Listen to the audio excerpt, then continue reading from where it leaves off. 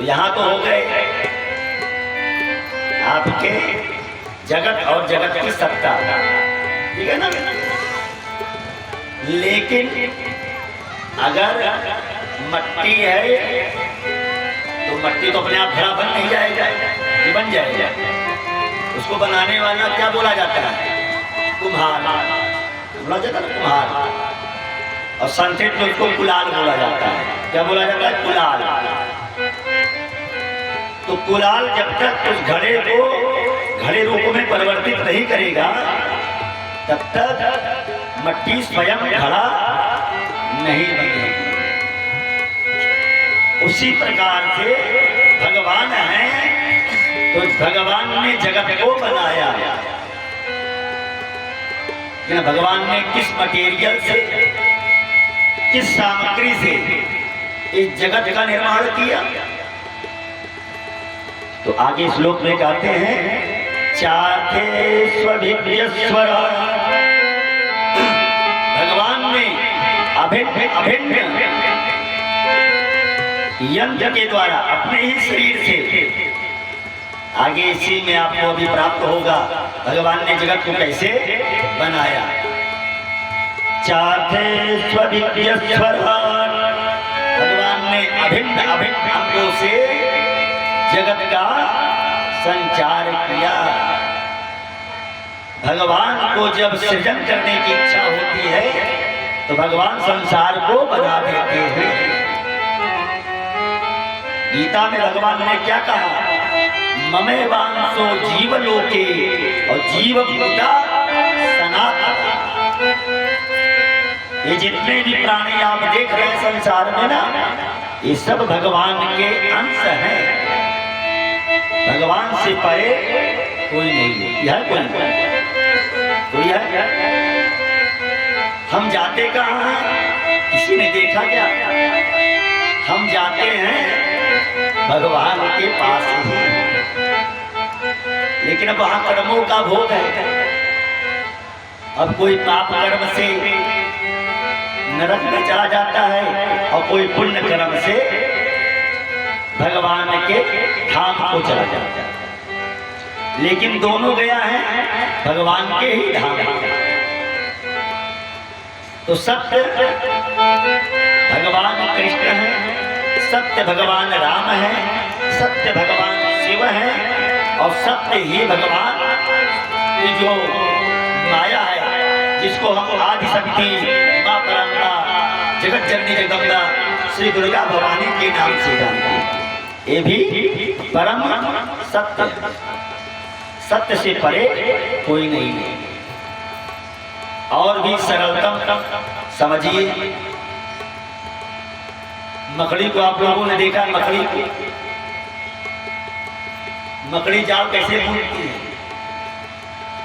कहीं से मटेरियल लाती है क्या? किसी कंपनी से, किसी दुकान से नहीं लाती।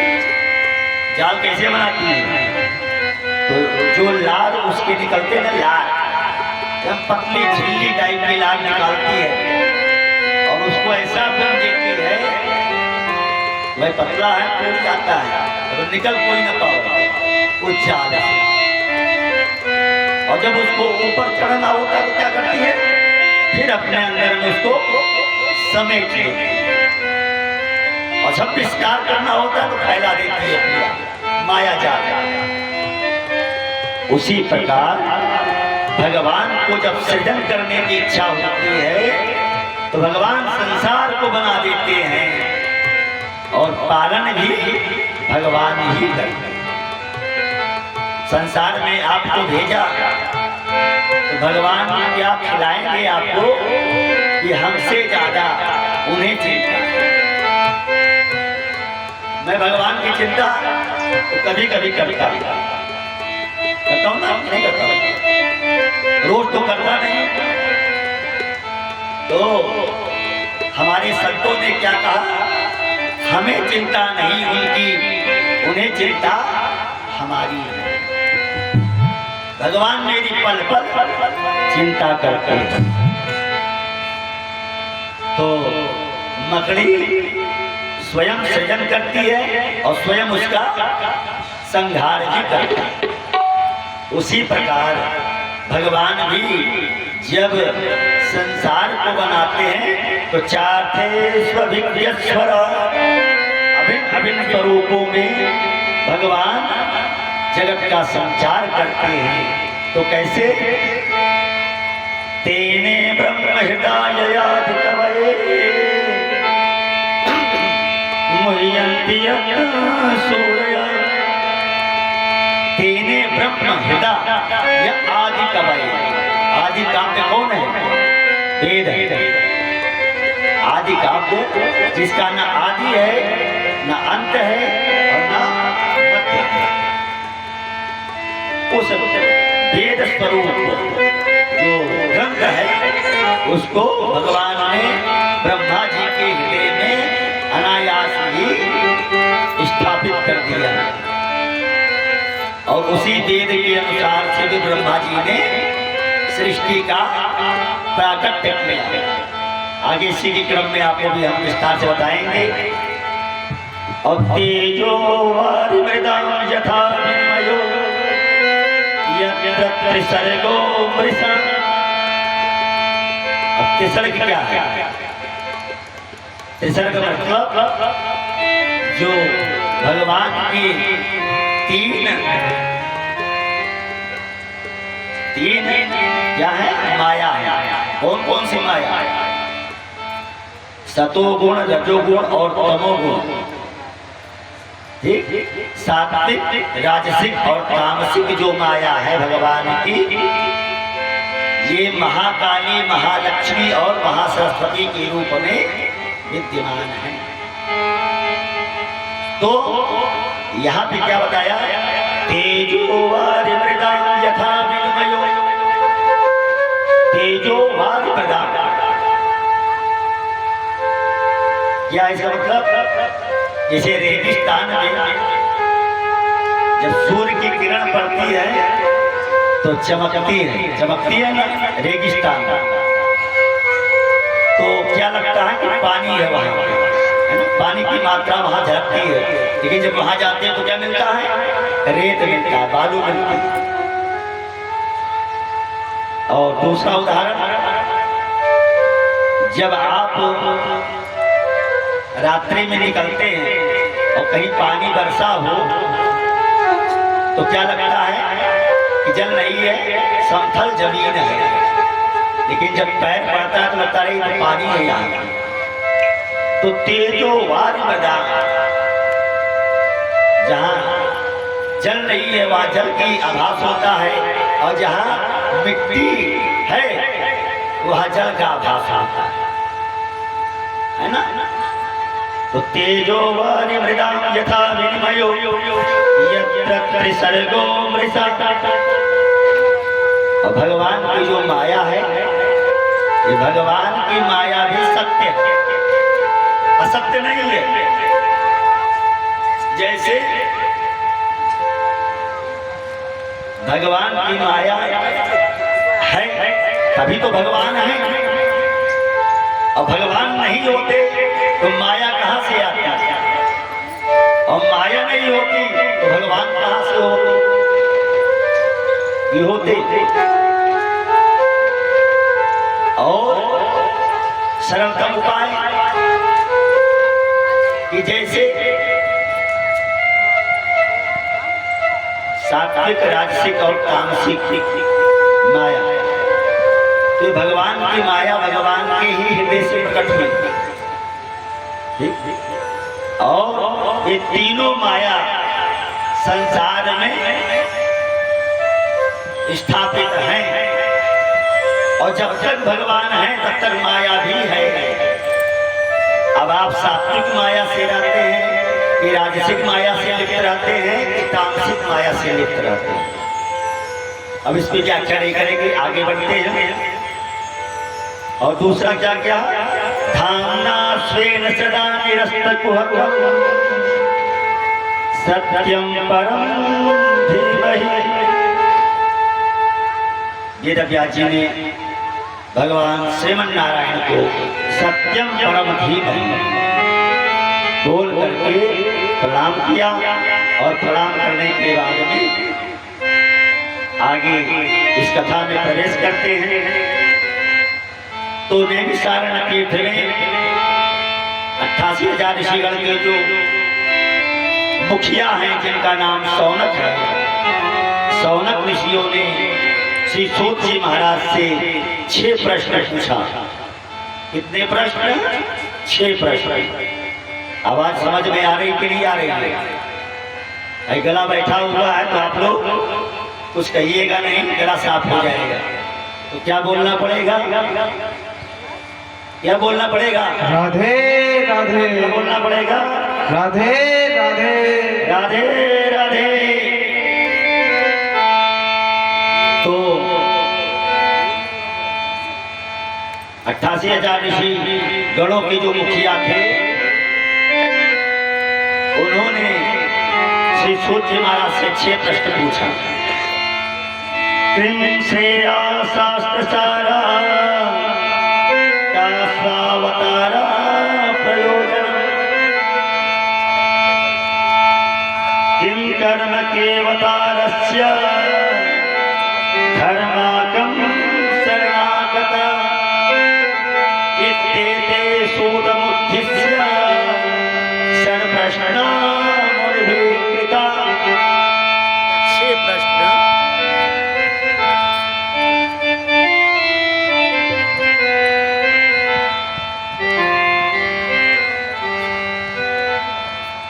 6 प्रश्न। श्री सूत जी महाराज ने सूत जी महाराज जी से शौनक आदि ऋषियों ने प्रश्न किया। तो पहला प्रश्न क्या था?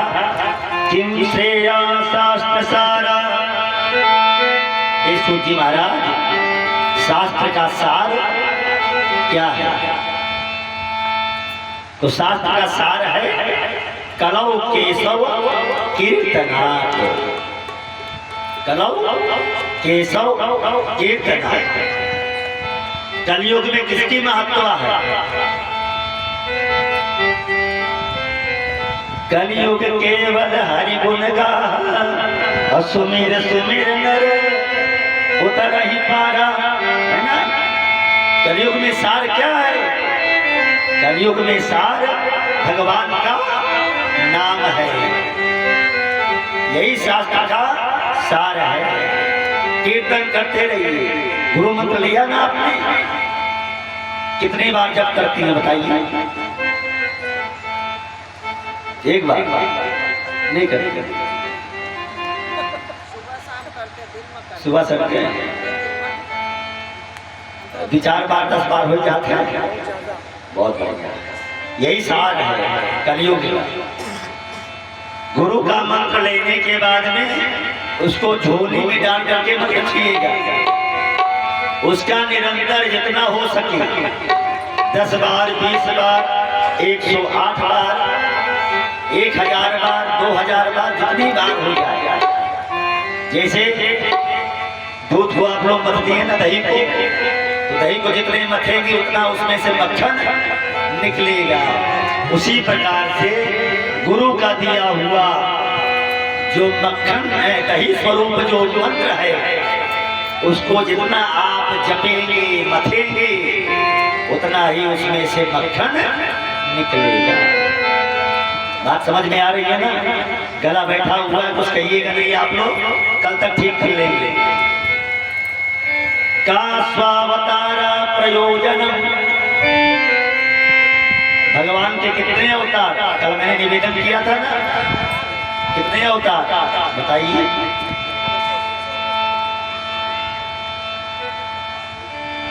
भगवान के 24 अवतार।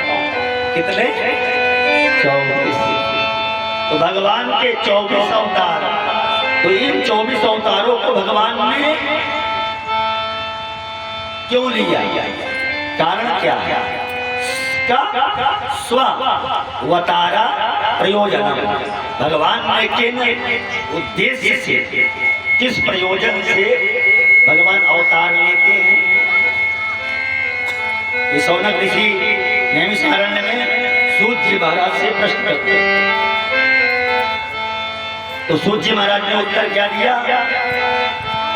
यदा यदा हि धर्मस्य ग्लानिर्भवति भारत अभ्युत्थानमधर्मस्य तदात्मानं सृजाम्यहम् पवित्राणां साधूनां विनाशाय च दुष्कृतां धर्मसंस्थापनार्थाय सम्भवामि युगे युगे।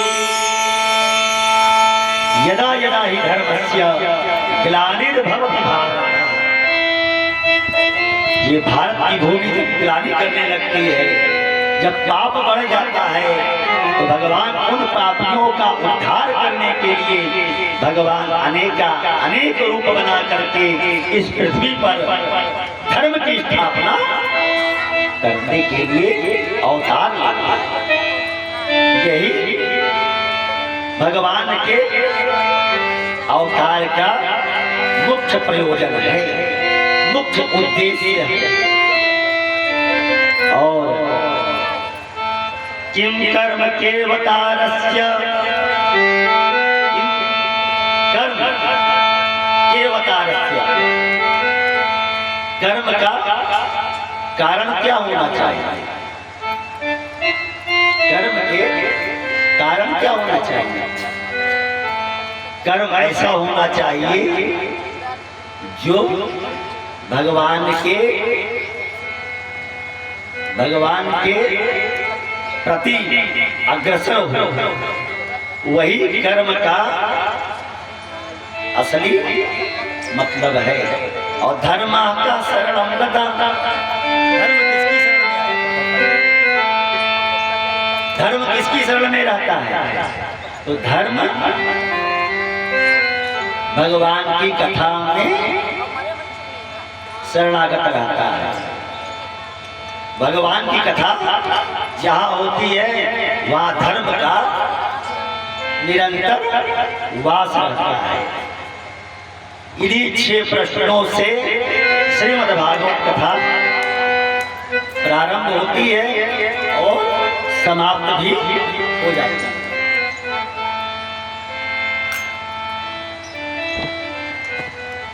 अब भगवान के 24 अवतारों की कथा प्रथम स्कंद के 2 अध्याय में भगवान के 24 अवतारों की कथा। भगवान के 24 अवतार में प्रथम अवतार किसका हुआ? कल मैंने निवेदन किया था कि भगवान के 24 अवतार हुए थे सनक, सनंदन, सनातन, सनत कुमार।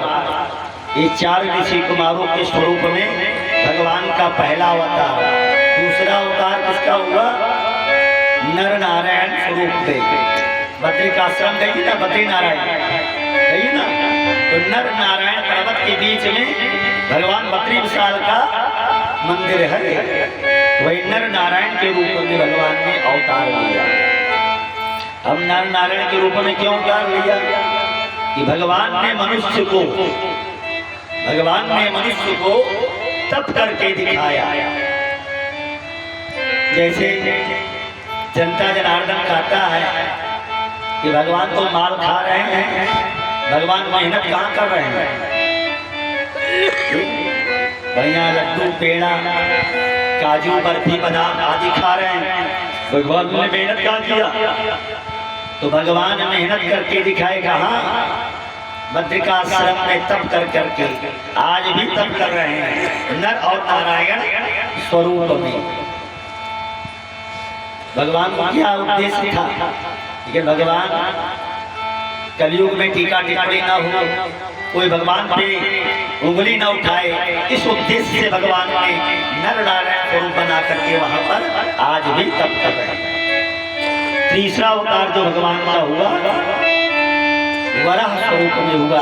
आगे इसी के क्रम में आज के प्रसंग में आपको वराह भगवान का शब्द रूपी स्वरूप में दर्शन कराया जाएगा।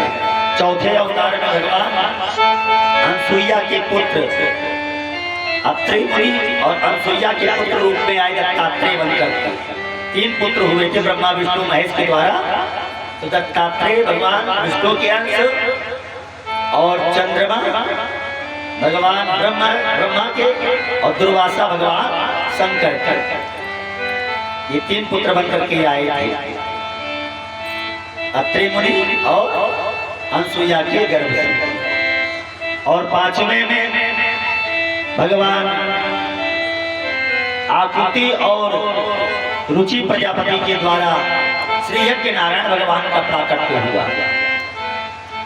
और 6ठे अवतार में भगवान ऋषभदेव, 7वें में पृथु भगवान, 8वें में वामनावतार, 9वें में नृसिंहावतार और 10वें में हरि अवतार। इसी तरह करते हुए भगवान के 24 अवतार की चर्चा श्री सूत जी महाराज ने श्री सौनक आदि 88,000 ऋषियों को नैमिषारण्य तीर्थ में बतलाए। इन्हीं के क्रम में हम आगे प्रवेश करते हैं। श्री वेदव्यास जी महाराज के मन में असंतोष हुआ। कैसा असंतोष? वेदव्यास जी पुराणों के रचयिता माने गए और वेदव्यास जी का भी अवतार भगवान के 24 अवतारों में एक अवतार है। 24 अवतारों में भगवान के एक अवतार वेदव्यास जी का भी है। जो वेद का विस्तार किए उन्हीं को वेदव्यास कहा गया। वेदा इति व्यासा इति वेदव्यासा। तो वेद को व्यास स्वरूप में, व्यास मतलब फैलाना, विस्तार करना, बढ़ाना, उन्हीं को वेदव्यास जी कहा गया। तो वेदव्यास जी के मन में असंतोष आया। और जब वेदव्यास जी के मन में असंतोष आया तो असंतोष क्यों आया? क्योंकि वेदव्यास जी के मन में असंतोष इसलिए आया कि 17 पुराण उन्होंने लिख दिया। कितने पुराण? 17 पुराण। और 17 पुराण लिखने के बाद भी उनके मन में शांति नहीं प्राप्त हुई।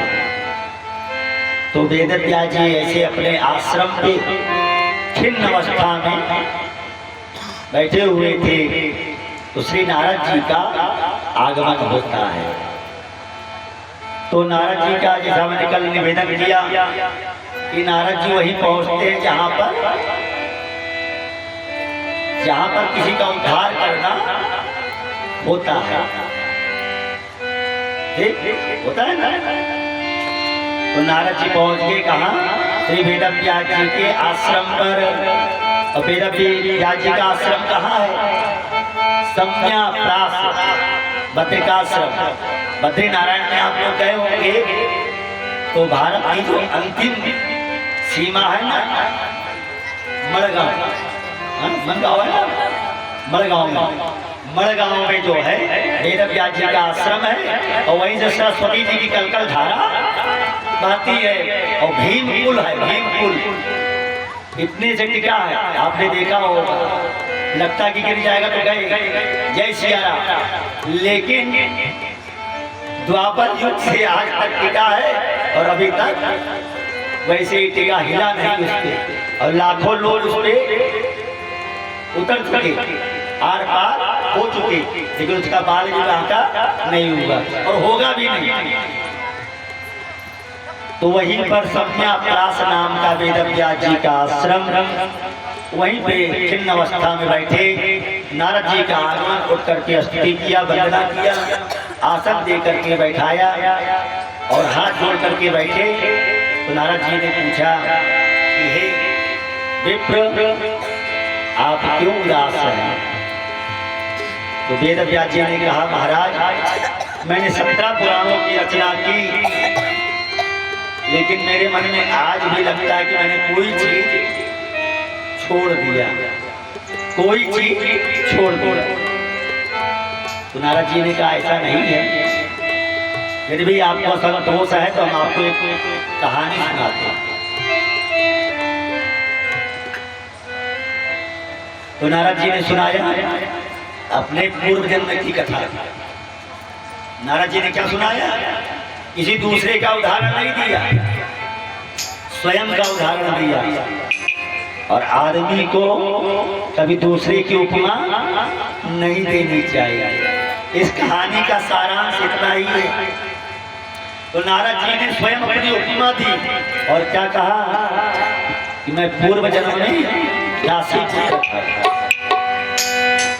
दासी मतलब जो नीच जाति के होते उनको दासी पुत्र कहा जाता। दासी पुत्र थे और चतुर्मासा करने वाले जो संत आए थे, चतुर्मासा व्रत समझती हैं, जो बरसात के 4 महीने होते हैं ना, आषाढ़ सावन भादो कुवार और कार्तिक की जो एकादशी पड़ती है ना, इस दिन व्रत खत्म होता है, मतलब विश्राम होता है और यज्ञ करते हैं महात्मा लोग। इसी को चतुर्मासा कहा गया। तो चतुर्मासा कर रहे थे संत लोग, तो वहां पर उनकी जो माता जी थी वो सेवा कर रहे थे और उस समय नारद जी का उम्र कितना था? 5 वर्ष। तो भी संतों की सेवा में लगे रहते थे, तो कहीं मालपुआ, तो कहीं खीर, तो कहीं हलवा, तो कहीं तरह तरह का व्यंजन, लेकिन बढ़िया नहीं मिलता था। कहीं बर्तन में लगा मिल जाता था, कहीं पत्थर में लगा मिल जाता था। लेकिन संत का प्रसाद चाहे जैसा भी हो, प्रसाद तो प्रसाद आता। तो प्रसाद को पाने से नारद जी के हृदय में भगवान के प्रति भक्ति जागृत हुई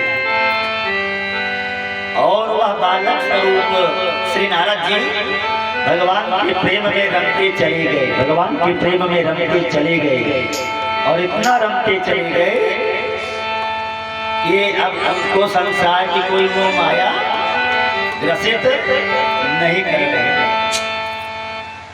अब कुछ दिनों में एक दिन कुएं पर उनकी माता जी जो है गई थी, पानी भर एक सर्प ने काटा, प्राणांत हुआ और नारद जी संतों की सेवा में लग गए।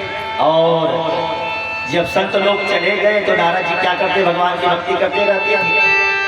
दिव्य प्रकाश हुआ नारद जी के हृदय में, कहा कि ये जन्म तो आपको मेरा दर्शन संभव नहीं है, लेकिन जो अगला जन्म होगा उसमें उस जन्म में मेरा दर्शन संभव होगा।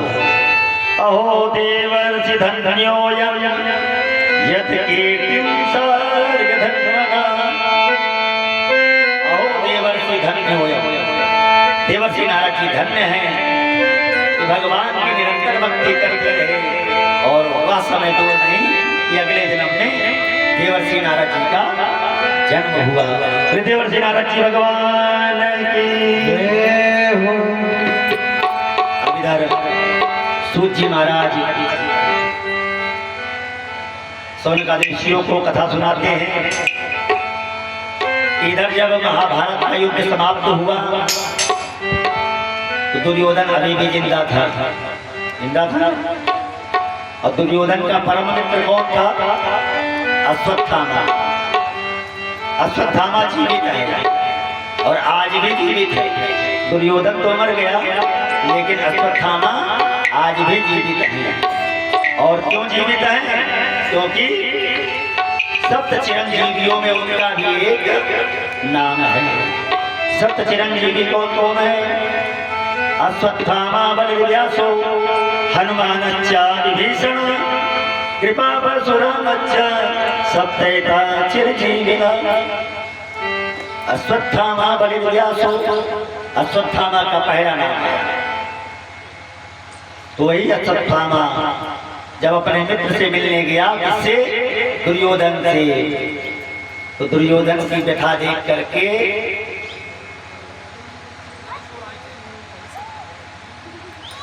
अश्वत्थामा को लज्जा हुई। क्यों लज्जा हुई? क्योंकि मित्र का दुख देख करके और दूसरे मित्र को अगर पीड़ा ना हो तो वह मित्र का कोई काम की नहीं है। यह है धीरज धर्म मित्र अरुणारी और आपतकाल पर रखियो चारी। है ना? धीरज धर्म मित्र अरुणारी। मित्र का भी परीक्षा विपत्ति में होना चाहिए। सुख के साथी सब, दुख के साथी न कोई, और दुख में साथी बने तो दुख का आएगा हो। तो बंधुओं, निवेदन इतना था कि दुख में साथ खड़े रहना, सुख में भले न खड़े रहना, लेकिन दुख में जरूर कंधे से कंधे मिला करके खड़े रहना। तो अश्वत्थामा मित्र के पास ले गया। मित्र का क्या देख करके मन में बड़ी पीड़ा हुई। कहा, मित्र तेरी कोई इच्छा हो तो मुझे बता। तो अश्वत्थामा के वचन पर दुर्योधन ने कहा, ये इच्छा थी कि पांचों पांडवों का मैं मरा हुआ सर देख लेता तो मेरी आत्मा को बड़ा सुख मिलता। तो अश्वत्थामा न भाव देखा, न समय देखा, और न समय की मांग को देखा। तुरंत ब्रह्मास्त्र को निकाला। तुरंत ब्रह्मास्त्र को निकाला कि चल करके उनके पांचों पांडवों का वध कर दिया।